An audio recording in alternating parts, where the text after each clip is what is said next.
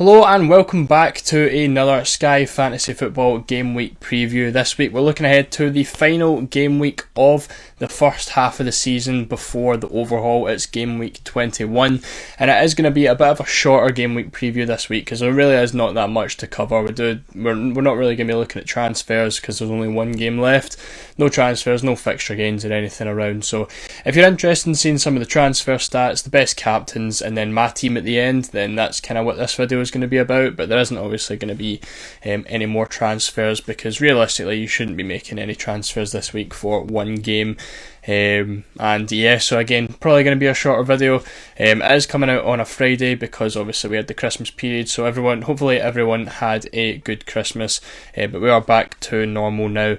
And yeah, we've got a Friday game week preview this week. So if you do have any questions, obviously my DMs are always open on Twitter and stuff. Obviously we never had a Q&A this week, so if you've got any more questions, then feel free to message me over on Twitter and I'll get them answered before any games kick off this week. But as of recording this, Sky still haven't released the average remaining transfers for this week. I kind of held off the recording today because they usually put them out at noon on a Friday, but nothing so far today, so we don't have that. But again, I don't imagine that they would have dropped too much from last week, considering the overhaul was literally like 3 days away.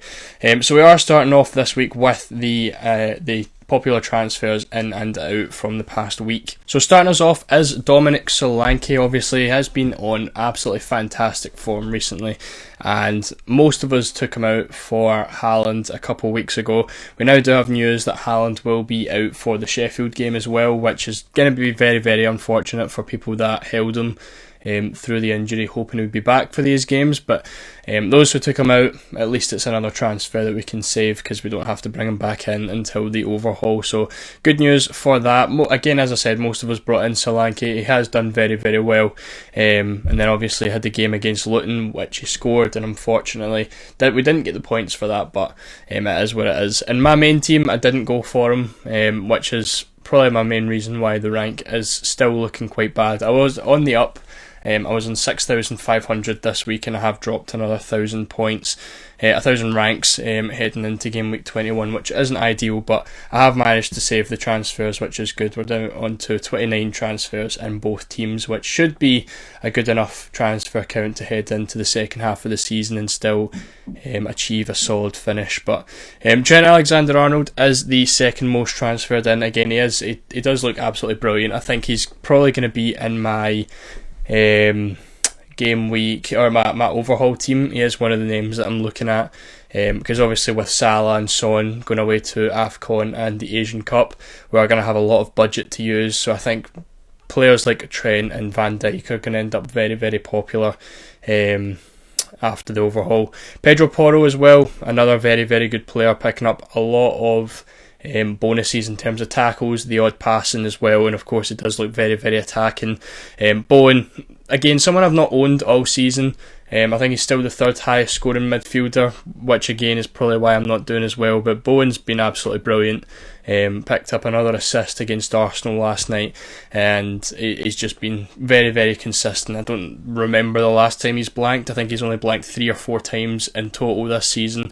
So those who have had Bowen are doing very, very well. And then of course Son as well, another popular transfer in. In terms of transfers out, Romero has been ruled out for 4 to 5 weeks, which is why people would have been taking him out. Tsimikas as well, ruled out a couple of weeks ago with I think a dislocated shoulder. So again, makes sense why he's there. Matty Cash just hasn't been doing great whatsoever.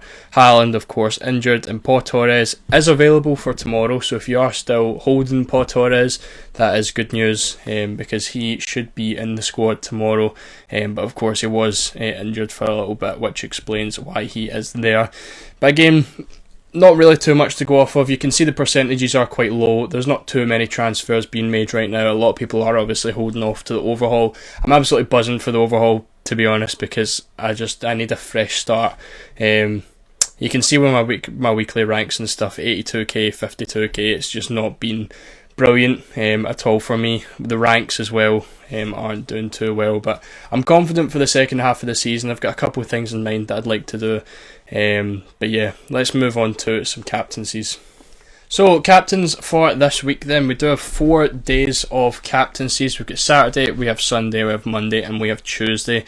And obviously with Haaland not being fit for the Sheffield United game, we are looking towards a different captaincy now. I think the most popular options, you're probably going to have Palmer captained quite a bit. Watkins, I think, will be the most popular one, and I think those with Alvarez will probably captain him as well. Other than that, I don't really see too many good options. From Chelsea, I know a couple of people gambled on Nkunku for the previous fixture. So we might see a couple captains with him, but the thing with Luton is Luton just look very, very strong at home. They've obviously held a draw to Liverpool at home, done very well against Arsenal and City at home, and then they've just beat Newcastle as well. Again, all home fixtures, so I think Chelsea could struggle in that and we could possibly see an upset there. So if you're looking at a Chelsea attacker as a captaincy, I'd maybe look somewhere else. As you can see at the top, I've went for Watkins. I do think against Burnley at home he is the best option. Even though he has blanked in 4 of his last 5, it is just an ideal fixture for him. I think if you've got Alvarez, it's a bit more difficult. Sheffield, obviously a low block kind of team. It's not really what Alvarez is strong against. For me, I do think the way like Burnley play and everything, I think Aston Villa could just do very well in that game. So for me, I do prefer Watkins to Alvarez in that situation. But if you are looking for an Alvarez punt against Sheffield United, again, it's still a very, very good fixture. In terms of Sunday's captaincies, now obviously the obvious picks here are Son and Saka. For me, I've went for Solanke away from home. I think Spurs just aren't looking good with the injuries that they've got, and without Romero in the team, they just look even worse. Obviously, we've seen yesterday that they get beat 4-2 to Brighton. There was something I seen. I kind of looking into the stats with Romero, and that's 4 games now this season that Spurs have been without Romero, and they've lost 3 of them and drew 1, which was against Man City, which was 3 each, and they've conceded 11 goals in those 4 games: 2 against Wolves, 2 against, I believe, Villa, 3 against City, and then obviously just 4 against Brighton last night. So without Romero, Spurs are looking very, very, very, very delicate at the back, and I do think Solanke could do very well there. I think with the away fixture and Saka's current form and stuff, he doesn't look that great a captain.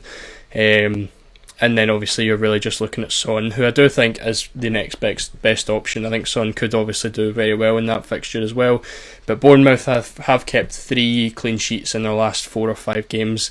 And they do look pretty decent, pretty solid defensively right now, and they are just playing very well. So I think despite the home fixture for Spurs, they might still struggle in that game, which is why I've went for Solanke. On Monday, I've went for Mo Salah. Again, I think obvious captaincy pick there. I think Liverpool are doing very well right now. Newcastle, very, very poor away from home as well. So I think that could end up being a big result, and Newcastle could end up getting embarrassed by Liverpool at the weekend.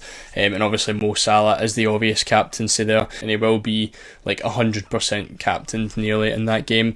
I wouldn't be looking at any Newcastle players. Obviously, if you've got like Isak or something, you just keep him through to the overhaul. I wouldn't captain him, but obviously you're not going to sub him out with only 1 game to go. So for me, Salah, the obvious captaincy. I think Trent and Van Dijk will be popular picks for that game, not for captaincy, but they probably will pick up some passing. Trent maybe an assist as well, but we'll see. Again, I do think if you're looking for attacking returns from Trent, it could easily happen. It does tend to show up in the bigger kind of games, but I don't think there'll be a clean sheet there. But if you wanted to go for Trent, I wouldn't be totally against it. But again, I do think with the overhaul around the corner, I'd just be playing it safe right now, and I think Salah is definitely the best option there. In terms of Tuesday's games, West Ham versus Brighton, of course, Lewis Dunk got booked last night, which means he is missing that captaincy day, which is a big thing. I thought owners were going to get away with it. Obviously, we've had like 4 or 5 games now where we've been waiting on Dunk to get his last yellow card, and it never came. But obviously now he's picked that booking up against Spurs and is going to be missing the captaincy day. So if you had Dunk as your captain, I think you've probably just got to skip that game, unless you wanted to gamble. Maybe you've got like 34 plus transfers, in which case I think I would go for Jared Bowen if you can afford it. 8.8 million, so if you've maybe got Dunk, you know he's going to be missing that game, you could maybe go for the 2 for 0 Captain Bowen. Again, I wouldn't do that if I was trying to conserve transfers, but if you've got loads of transfers and you want to try use them, I think going for Bowen in that day would be useful. Again, I think you're really just looking for any captaincy here. I think the most popular captain is going to be Gross. Again, I do still think he's going to be a good captaincy. Obviously, West Ham with a home fixture. Bowen's on some very, very good form this season. Brighton can't keep a clean sheet. I do think Bowen is just the better captain.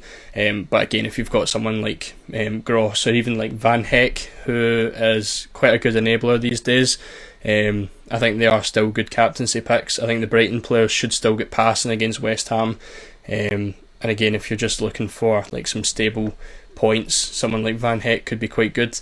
But again, I do think Bowen is the easiest option there. Again, we aren't going to look at transfers or anything or fixture gains this week, so we are just going to jump straight into my team. So as you can see, we are running on the absolute bare bones right now. I've got Tsimikas in my team, I've got Romero in my team, just kind of holding them out because I want to be saving the transfers as much as possible, and I don't really think, like, we got the Romero news and we were able to get a 2 for 0. Didn't really think it was worth it.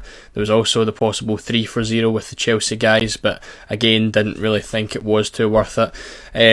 I think it was the Christmas Eve game. I could have transferred Tsimikas out and you'd get 3 for 0 out of it. However, I had Petrovic in this team, so I was kind of in a situation where I would have made the transfer if I didn't have a captaincy for that day.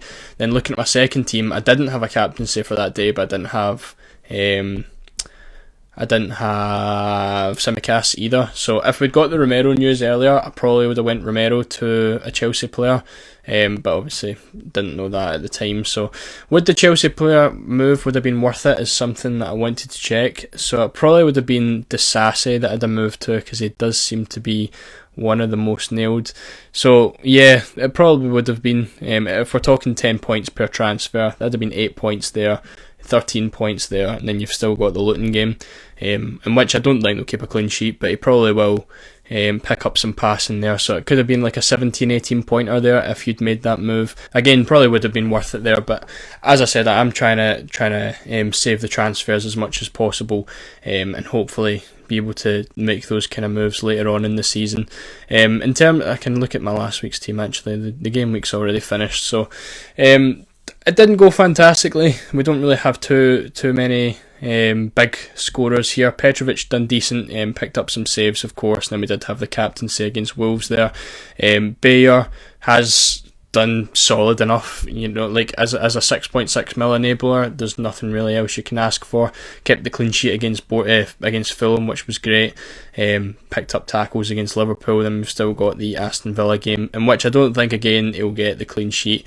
Probably won't pick up passing again, so we are hoping for some tackles there as well. But again, 6.6 million. I've held him for this entire time. I think did I hold him right through since the Chelsea game, I think. If you're looking at it overall, he hasn't been amazing, but we've had 1, 2, 3, 4, 5, 6, 7, 8, 9, 10, 11, 12 games out of him, and he's picked up 10, 14, 16, 25, 28, 33 points, so about 3 points per game we're looking at from him, which again isn't amazing, but considering the amount of games he's missed, it's actually not that bad. We've got Gross captaincy in this team for the West Ham captain. If we do look at the captaincies as well, I do have everything covered in the way that I want to cover them. Watkins is going to be the captaincy on Saturday. Again, could go with Rodri. He has been my captaincy while Haaland's been out. I think I've captained him twice since bringing him back, and again he's just picking up the points as you usually would expect from him. What was the captain? I think the captain was against, I captained him against Palace and I captained him against Everton. So again, Rodri just doing the typical Rodri things, and picking up the consistent bonus points. I don't think I would be captaining him, but I'm more than happy to go with Watkins here with the home game. against Burnley. Saturday's captain, I'm on Son right now because I don't have Solanke in this team. I'm not really too confident in anyone else. I don't think Arsenal will keep a clean sheet here. I don't think, obviously Romero's out, so I can't captain him. Saka again, I just think Son's in better form, so he's going to be the captain. Salah, the obvious captain on Monday, and then I've got Gross available for Tuesday. So that's how that's going to look. This whole team, I'm really looking at getting rid of about more than half of them. I think only like 5 of these guys are going to stay in the overhaul team. So again, I'm really looking forward to it. Looking forward to just making some drafts again, because we've struggled really hard with injuries recently. I think it's just going to be good to have a clean slate. But looking at the second team again, captaincy wise, Watkins is just going to be the obvious captain on Saturday. Sunday, I do have Solanke available, so I do think I'm going to captain him. I might just take that risk. This team's literally sitting at 10k plus, so in terms of punts, I'm more than happy to make punts in this team. And I think I might actually gamble on Solanke in that day. Monday, I do have Isak and Salah available. Salah again, the obvious captain, and then I've got Gross on the Tuesday. Again, I literally haven't owned Bowen at all in any of these two teams all season, which I think has been a big downfall of mine, and I would like him as a captaincy on Tuesday's games. Yeah, so you can see he's literally outscored the likes of Saka and Rodri this season. Gross has made his way up to the 6th highest scoring midfielder this season, which is very interesting. Hwang's up there now as well, who was very good for anyone who captained him on that day there. I think it was Boxing Day, the Boxing Day games. Done very well, and then came off injured at half time, which was unfortunate. So he is going to miss the Everton game, but we are lucky that it is coming up to the overhaul. So he has more than proved his worth there. But again, really not too much to talk about. I'm not going to be making any transfers or anything this week. We are just kind of looking at captaincies and then moving on from there. But there will be lots of overhaul videos over the next week or two. I don't really have a proper schedule for them, but I want to get like drafts out, overhaul planning videos out in terms of looking at fixtures and captaincies, and then I'd like to do a rating drafts video as well towards the end of the overhaul period. So again, I'm looking forward to making some videos. I'm looking forward to just a fresh start in total in Sky FF. We are reaching the midway point in terms of transfers. As long as I think you're above 25 transfers, you should be in a good position. Again, it's the halfway point, so if you're reaching the halfway point in your transfers, I really don't think there's anything to worry about. Obviously, we've been speaking about having 30 transfers the entire time, because I do think having more transfers towards the end of the season is just more worth it. Again, if you're sitting on 30 plus transfers, you're in a fantastic spot. I think most people actually should be a higher rank than I am right now, and I'm still confident enough that I'll be able to finish the season quite strongly. But yeah, this is going to wrap up this week's Game Week preview. Again, this will be the final video of the year as well, so hopefully you all have a good new year, and I will see you all in the next video.